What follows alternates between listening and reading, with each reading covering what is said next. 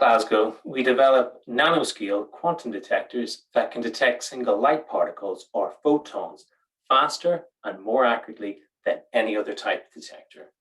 We can use this device in the most secure form of ground-to-space communication, where it can detect light signals encoded with information, and it also can produce the highest resolution 3D maps through the LiDAR technique, which will minimize road accidents in the upcoming autonomous driving revolution.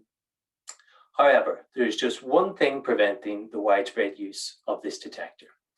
In order for it to work, it needs to be cooled all the way down to minus 272 degrees Celsius, where it enters a superconducting state.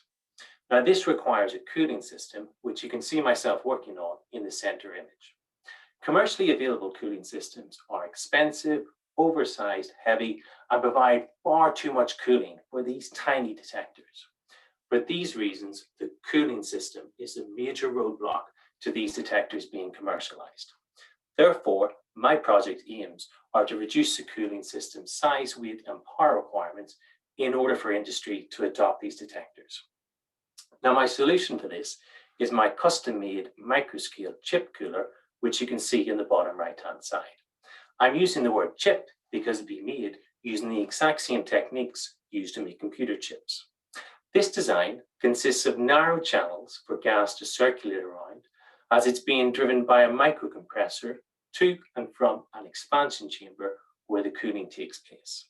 The cooling is produced by gas repeatedly expanding there, and to understand this effect, it's as simple as blowing on your hand with your mouth open wide, and then repeating it with your lips forming a small gap. In the latter, the gas is expanding, therefore we experience a temperature drop. The detector would then be situated beside this expansion chamber in order to cool to the required temperature.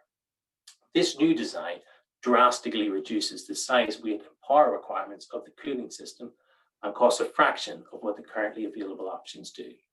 This new combination of chip cooler and detector will now be light enough to fit inside satellites, where every kilogram costs thousands of pounds to get into orbit, and compact enough to fit neatly inside a family car. Both can be fully manufactured in our clean rooms at Glasgow in order to help establish us at the forefront of quantum imaging technologies. Thanks for listening.